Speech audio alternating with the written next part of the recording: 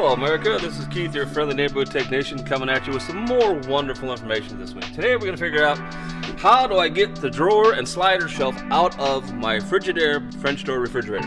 There are two ways of doing it. Okay, one, you see how it's under here and under here?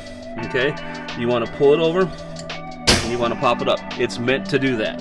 Okay, it's kind of a little bit of pain, but it does work. Okay.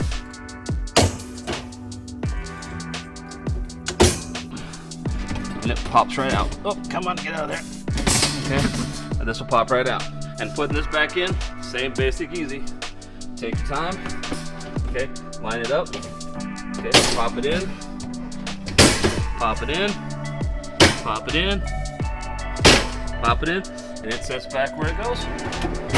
Okay, now we've already gone over how to take the top off. Now we're going to figure out how to take the bottom drawer out. Now, you see this clip here and that clip there, that are what actually hold this in, because I can't get this to move without that. You take your flathead screwdriver and you gently run it in. You see how it comes out?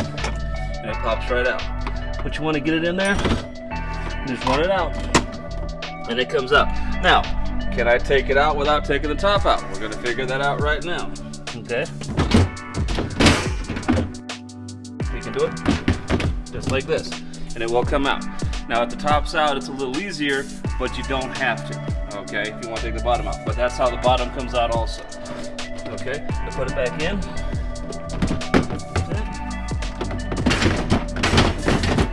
That'll work it.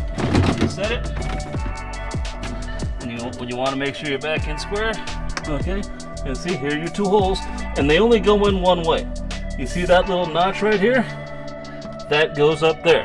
So you can't put it in the wrong direction. Well, you can, but you don't want to. Push it back in. You go to the other side. And you push it back in. And the bottom has been in and out. Okay?